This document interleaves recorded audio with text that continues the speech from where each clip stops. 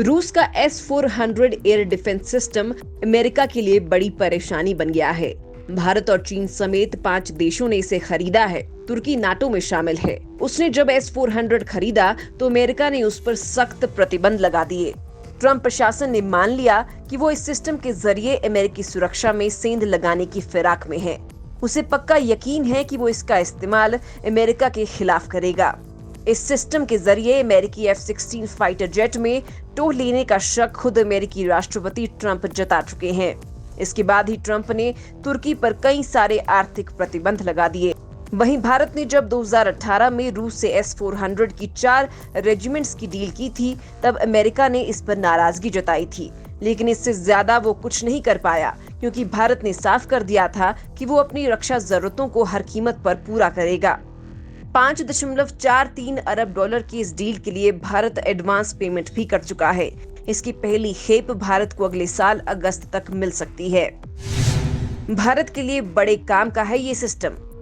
Stockholm International Peace Research Institute यानी SIPRI के senior researcher Siemon Wezeman के मुताबिक इस एयर डिफेंस सिस्टम का कोई मुकाबला नहीं है।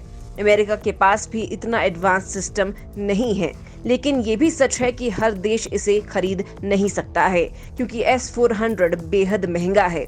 इसके रडार 600 किलोमीटर की दूरी तक सर्विलांस कर सकते हैं। इसकी मिसाइलें 400 किलोमीटर दूर तक टारगेट को मार गिराएंगी। ये all in one air defence system है। चीन के लिए सिस्टम उतना उपयोगी नहीं है, लेकिन भारत के लिए बड़े काम का है। भारत बहुत आसानी से इसका इस्तेमाल अपने मैदानी इलाकों से चीन पर निशाना साधने के लिए कर सकता है।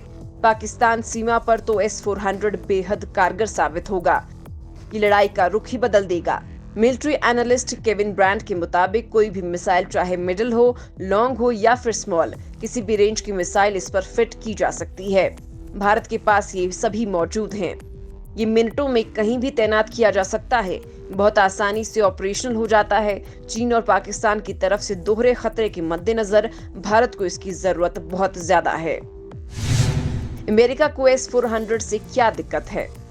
मिलिट्री एक्सपर्ट्स मान रहे हैं कि अमेरिका जानता था कि चीन इसे खरीदेगा। सऊदी अरब और कतर उसके लिए खतरा नहीं है। भारत से उसके करीबी और मजबूत रिश्ते हैं, यानी भारत भी खतरा नहीं है। लेकिन तुर्की नाटो में शामिल है।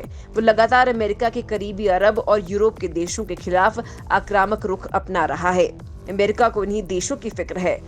वैसे भी तुर्की S-400 सिर्फ अपना सैन्य दबदबा बढ़ाने के लिए खरीद रहा है। उसे वास्तव में इसकी कोई जरूरत नहीं। भारत और अमेरिका के बीच स्ट्रेटेजिक अलायंस है। चीन से दोनों देशों का टकराव है। अमेरिका आज के हालात में भारत को नाराज करने का जोखिम नहीं ले सकता। दोनों देशों के बीच गुपचुप सहमति है। हाल ही में शीर्ष अमेरिकी राजनयिक R. क्लार्क कपूर ने कहा कि रूस से हथियार खरीदने पर अमेरिका भारत जैसे सहयोगी देशों के खिलाफ दंडात्मक कार्रवाई नहीं करेगा। कपूर के मुताबिक काटसा यानी countering America adversaries through sanctions act का इस्तेमाल रूस से हथियारों की खरीद करने वाले देशों पर होता रहा है। क्योंकि भारत भी रूस से S-400 मिसाइल रक्षा प्रणाली खरीद रहा है, फिर भी अमेरिका ने भारत को इस कानून से अलग रखा है। ये कानून भारत जैसे देशों के लिए नहीं है।